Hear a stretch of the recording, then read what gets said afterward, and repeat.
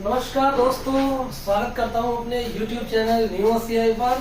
मैं डॉक्टर आपको modern history की क्लास में आज उसी श्रृंखला में आज मैं क्लास 13 शुरू करता हूं। पिछली 12 क्लास हम कर चुके थे बच्चों, और उन 12 क्लास में हम लोगों ने क्या क्या जान लिया था आप लोगों को पता होगा अच्छे से। प्लासी बक्सर का युद्ध हमारा कंप्लीट हो गया था। प्लासी बक्सर का युद्ध हमारा मेन 1757 और 1764 बक्सर के युद्ध से बंगाल पर ब्रिटिश पूर्ण रूप से आधिकारिक रूप से कब्जा कर लेंगे। और बक्सर के युद्ध से ही हम लोगों ने ये जाना था कि ब्रिटिश कंपनी को बंगाल की दीवानी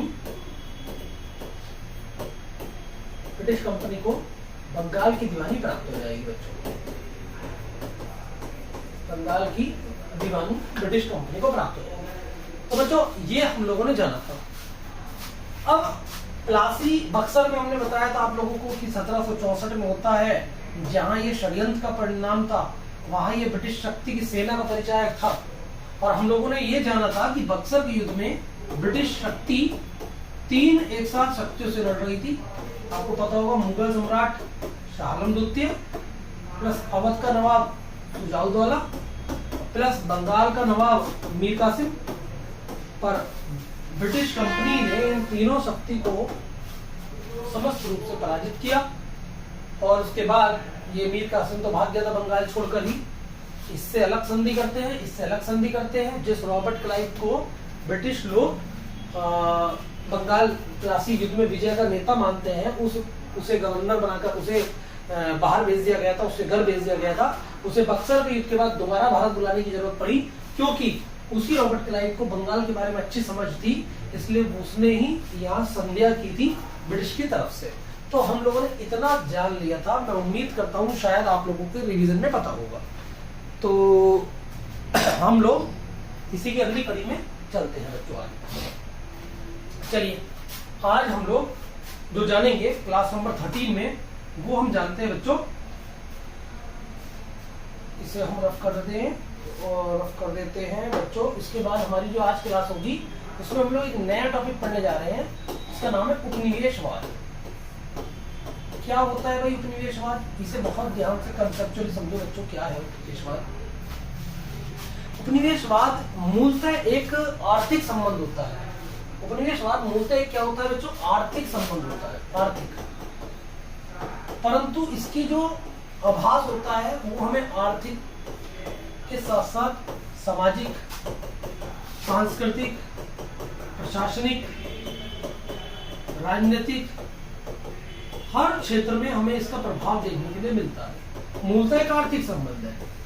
उपनिवेशवाद क्या है कि जब एक मात्र देश अपने आर्थिक हितों का दोहन करने के लिए किसी दूसरी शक्ति पर कब्जा कर लेता है, उसे अपने कब्जे में कर लेता है, उस पर सैन्यकरण स्थापित करके या उससे दीवानी प्राप्त करके या उससे राजस्व इकट्ठा करके अपने आर्थिक संबंध मजबूत करता है।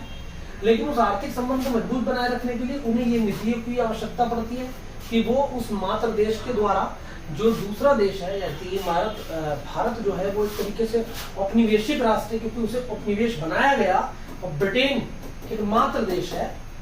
तो बेटा बहुत ध्यान से समझना, ब्रिटेन के अंदर जो जो चीज की जरूरत पड़ेगी वो समय समय पर हमें भारत के अंदर देखने के लिए मिलते हैं। तो ब्रिटेन एक मात्र देश है और भारत एक शोषित देश है। भारत का शोषण किया गया है किसके द्वारा? ब्रिटिश के द्वारा। अब होगा क्या बच्चों? हमने आप लोगों को बताया था कि उपनिवेशवाद से क्या तात्पर्य है। अगर मैं आप लोगों से बताऊं तो उपनिवेशवाद से तात्पर्य है एक देश के द्वारा, बहुत ध्यान से समझना बच्चों, एक देश के द्वारा, उपनिवेश से तात्पर्य बता रहे हैं बच्चों, एक देश के द्वारा दूसरे देश पर नियंत्रण स्थापित कर, दूसरे देश पर नियंत्रण स्थापित कर, एक देश के द्वारा दूसरे देश पर नियंत्रण स्थापित कर उस देश की अर्थव्यवस्था का अपने हित में दोहन, उस देश की अर्थव्यवस्था का अपने हित में दोहन करना। कंसेप्चुअली इस चीज को सीख के चलेंगे मेरे बारे बच्चों, अपने हित में दोहन करना, ये उपनिवेश की परिभाषा है। उपनिवेश क्या है बच्चों? तो उपनिवेश क्या है? उपनिवेश क्या है? एक देश के द्वारा दूसरे देश पर नियंत्रण स्थापित कर उस देश की अर्थव्यवस्था का अपने हित में दोहन करना ही क्या कहलाता है? उपनिवेशवाद कहलाता है बच्चों। वो एक देश कौन है? वो एक देश है ब्रिटेन, जिसके द्वारा ये दुस्साहस किया जा रहा है। और दूसरा देश कौन है जिस पर नियंत्रण स्थापित किया जा रहा है? वो है भारत। मेरा टॉपिक क्या चल रहा है यार? मेरा टॉपिक चल रहा है उपनिवेशवाद, कॉलोनिज्म। तो बच्चों दोहन करने का मतलब है यहाँ शोषण करने से। उम्मीद करता हूं समझ आ रहा होगा बच्चों। ब्रिटिश ने भारत के संदर्भ में औपनिवेशिक नीति का संचालन किस प्रकार किया? अगर मैं आपसे प्रश्न पूछता हूं कि ब्रिटिश ने भारत के संदर्भ में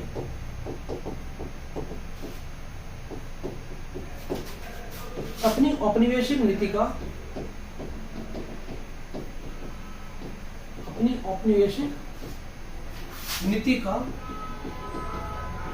संचालन किस प्रकार किया?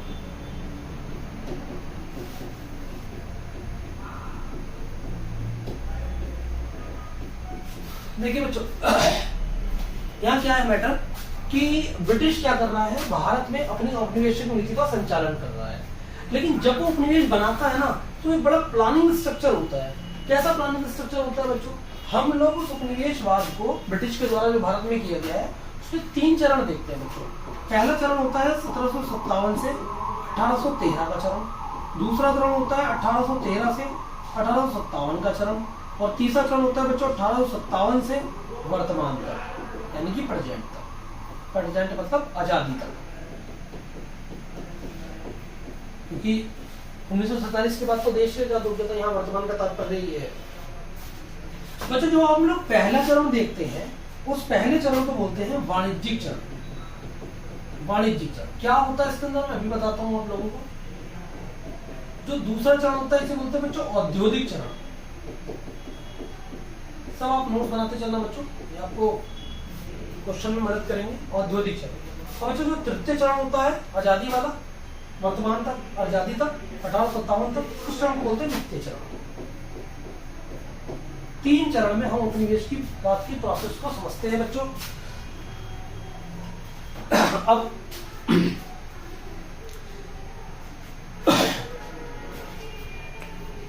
देखिए बच्चों, इसके बाद हम आगे चलते हैं। देखिए ब्रिटिश पहले भारत से जो वस्तुएं खरीदते थे, ध्यान से समझना बच्चों, जब ब्रिटिश भारत पर राज करते थे तो भारत से वस्तुएं खरीदते थे। ब्रिटिश के पास क्या आया था? भारत से वस्तुएं आती थी। ठीक बात, भारत से क्या आई? वस्तुएं आई। तो जो वस्तुएं खरीदते थे उसके लिए उन्हें कीमती धातु लाना पड़ता था। कौन सा? बहुत ध्यान से समझना बच्चों। ब्रिटिश लोग क्या करते थे पहले? ब्रिटिश लोग क्या करते थे पहले? ब्रिटिश लोग पहले क्या करते थे? कीमती धातु भारत को देते थे और बदले में भारत से क्या लेते थे? वस्तुएं खरीदते थे। परंतु जब ब्रिटिश कंपनी को बंगाल की दीवानी प्राप्त हो गई, एक केस तो यह है बच्चों, मैथमेटिकल बना रहे हैं हम, इतिहास को जाते। एक केस नंबर 2 क्या है? जब बक्सर युद्ध से ब्रिटिश कंपनी को बंगाल की दीवानी का स्टाम्प मिल जाता है मुगल बादशाह के द्वारा, तो यानी कि जब कंपनी को बंगाल की दीवानी प्राप्त हो जाती है, तो आप मुझे बताइए सोच के बच्चों, जब उसे दीवानी प्राप्त हो जाती है, इसका मतलब क्या है? इसका मतलब है कि कंपनी बंगाल के राजस्व पर नियंत्रण स्थापित कर लिया है कंपनी ने बक्सर युद्ध के बाद। तब क्या होगा जानते हो? तो फिर ब्रिटिश कंपनी अब बंगाल के राजस्व से प्राप्त रकम से ही भारतीय वस्तुएं खरीद करने लगेगी। अब ब्रिटिश कंपनी क्या करेगी? क्या वो भारत को कीमती धातु देगी? नहीं, बल्कि क्या देगी? बंगाल से प्राप्त राजस्व, क्योंकि उस राजस्व पर कब्जा किसका हो गया? देख लो कितना फायदा हुआ ब्रिटिश कंपनी का। उसे कोई कीमती धातु नहीं लानी पड़ी, बल्कि बदले में उसे जो बंगाल से प्राप्त क्या था, राजस्व था, वही उसे देना पड़ा भारत को। और भारत से क्या ले जाते थे, वस्तुएं ले जाते थे। मतलब अब भारत से जो वस्तुएं ले जानी पड़ रही है उसके लिए कोई कीमती धातु नहीं लानी पड़ रही, बल्कि बंगाल से जो राजस्व प्राप्त किया है कंपनी ने, वो राजस्व ही भारतीय वस्तुओं की खरीद के लिए जरूरी बना दिया ब्रिटिश कंपनी ने बच्चों। तब क्या होता है बच्चों, इस प्रकार ब्रिटिश हित में भारतीय अर्थव्यवस्था का शोषण आरंभ हो गया। ब्रिटिश हित में भारतीय अर्थव्यवस्था का शोषण प्रारंभ हो गया बच्चों। भारतीय अर्थव्यवस्था का शोषण प्रारंभ हो गया। बस यहीं से उपनिवेशवाद को जन्म मिलेगा बच्चों। ब्रिटिश हित में भारतीय अर्थव्यवस्था का शोषण आरंभ हो गया। इस प्रकार क्या होता है बच्चों, इस प्रकार ब्रिटेन और भारत के बीच औपनिवेशिक संबंध स्थापित हो गए। ब्रिटेन और भारत के बीच क्या स्थापित हो गए, औपनिवेशिक संबंध। ब्रिटेन और भारत के बीच क्या हो गए, औपनिवेशिक संबंध स्थापित हो गए। ब्रिटेन मातृदेश यानी मेट्रोपॉलिटन और भारत एक उपनिवेश बन गया। ब्रिटेन क्या बन गया, ब्रिटेन बन गया एक मातृदेश यानी मेट्रोपॉलिटन, और भारत क्या बन गया, एक उपनिवेश बन गया बच्चों। तो ये चार्ट आप लोगों को पता हो बच्चों। इस चार्ट के थ्रू हम लोग कैसे काम करते हैं। अब हम लोगों ने जान लिया ब्रिटिश कंपनी के साथ किस प्रकार से भारत के संबंध बनते हैं, ब्रिटिश कंपनी किस प्रकार से भारत में उपनिवेश बनाती है।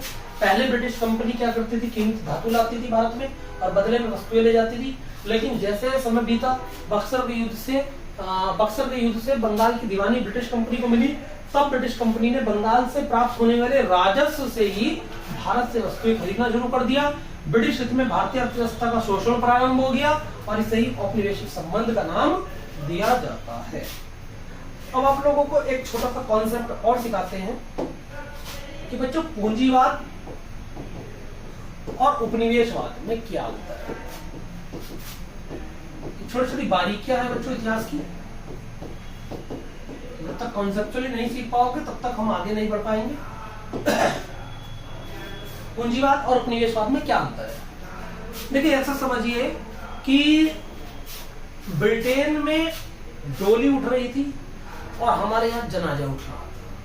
बच्चों मैं ऐसी कहावत या मैं ऐसा कोट क्यों कर रहा हूं, मैं इसलिए कर रहा हूं, ब्रिटेन में जब हमारे सामने पहला चरण हो, द्वितीय चरण हो या तृतीय चरण हो, पहला चरण जिसे हम बोल रहे हैं वाणिज्यिक चरण,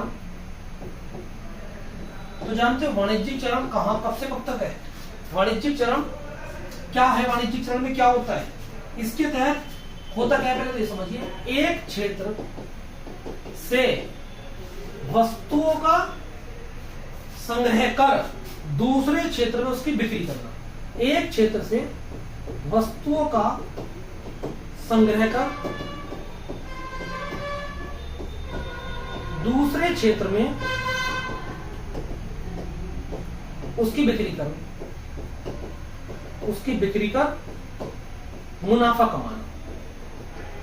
बस आप ऐसे समझिए बच्चों, एक क्षेत्र से वस्तुओं का संग्रह कर दूसरे क्षेत्र में उसकी बिक्री कर मुनाफा कमाना। एक क्षेत्र कौन है, भारत, जहां से वस्तुओं को कलेक्ट कर वो लोग कहां ले जा रहे हैं, ब्रिटेन ले जा रहे हैं, और वहां उसकी बिक्री करके क्या कमा रहे हैं, मुनाफा कमा रहे हैं, प्रॉफिट गेन कर रहे हैं बच्चों। इसे बोलते हैं वाणिज्यिक चरण। ये चरण कब होता है बच्चों, ये चरण होता है 1757 से 1813 के बीच। ये प्रथम चरण है बच्चों। उसके बाद द्वितीय चरण में क्या होता है, द्वितीय चरण को हम संज्ञा दे रहे हैं औद्योगिक चरण की। औद्योगिक चरण होता है 1813 से 1857 के बीच। इस चरण में क्या होता है बच्चों, इसके तहत बड़े पैमाने पर और आधुनिक तकनीकी के आधार पर, बड़े पैमाने पर और आधुनिक तकनीकी के आधार पर, आधुनिक तकनीकी के आधार पर, आधुनिक तकनीकी के आधार पर उत्पादन किया जाता है। क्या किया जाता है बच्चों, उत्पादन किया जाता है। और बड़े क्षेत्र में बाजार का विस्तार कर मुनाफा कमाया जाता है। और बड़े क्षेत्र में बाजार का विस्तार कर मुनाफा कमाया जाता है। देखो तीनों ही उद्देश्यों में मुनाफा कमाना है, प्रॉफिट।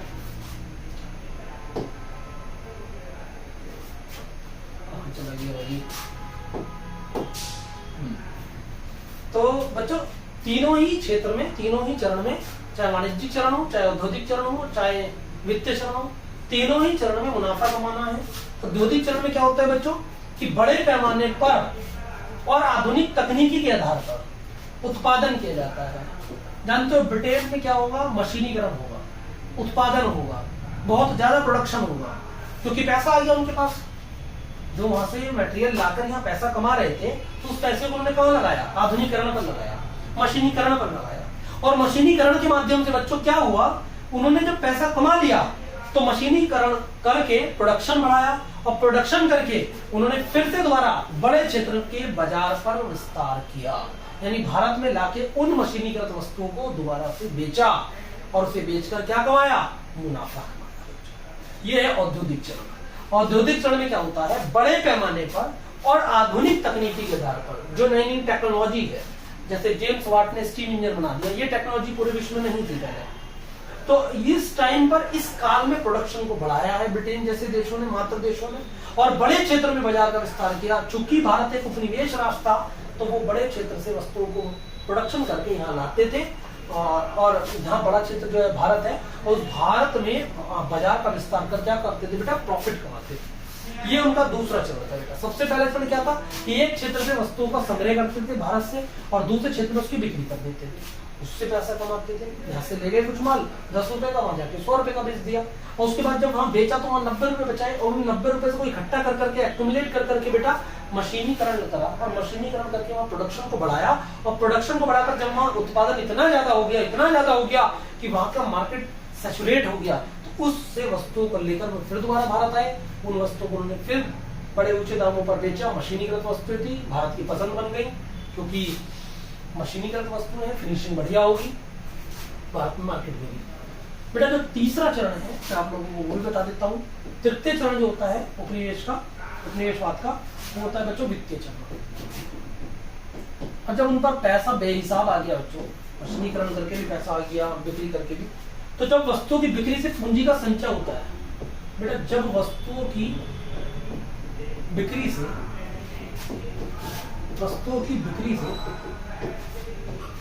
पूंजी का संचय होता है, पूंजी मतलब कैपिटल फॉर्मेट होती है, पूंजी का संचय होता है, तो फिर दूसरे क्षेत्र में पूंजी का निर्यात कर, तो फिर दूसरे क्षेत्र में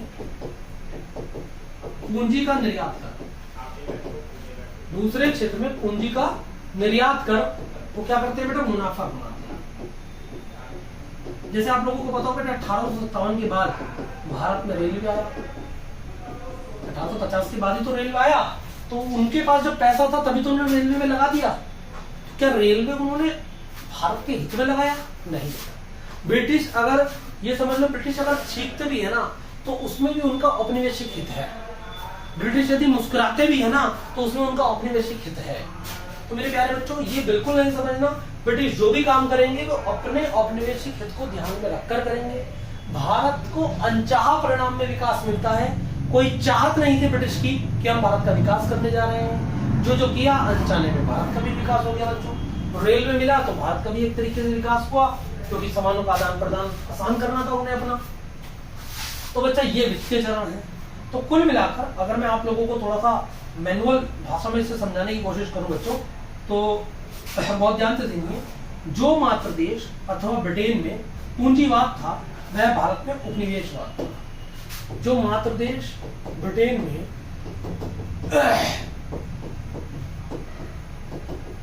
पूंजीवाद था, क्योंकि वो तो पूंजीवाद के मद्देनजर स्टेप उठा रहे थे अपने, वाणिज्यिक चरण, आधुनिक चरण और वित्तीय चरण।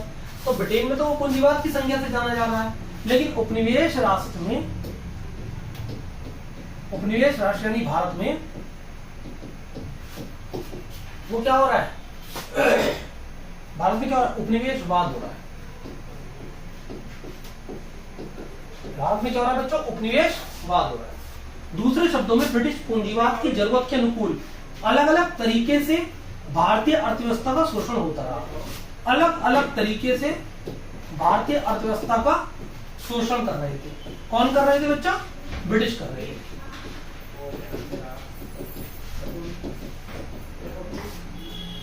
अलग अलग तरीके से भारतीय अर्थव्यवस्था का शोषण कर रहे थे बच्चों। उदाहरण के लिए जब ब्रिटेन में वाणिज्यिक पूंजीवाद था, जिस समय ब्रिटेन में वाणिज्यिक पूंजीवाद था, वाणिज्यिक पूंजीवाद में मैंने क्या बताया था अभी थोड़ी देर पहले, याद करो।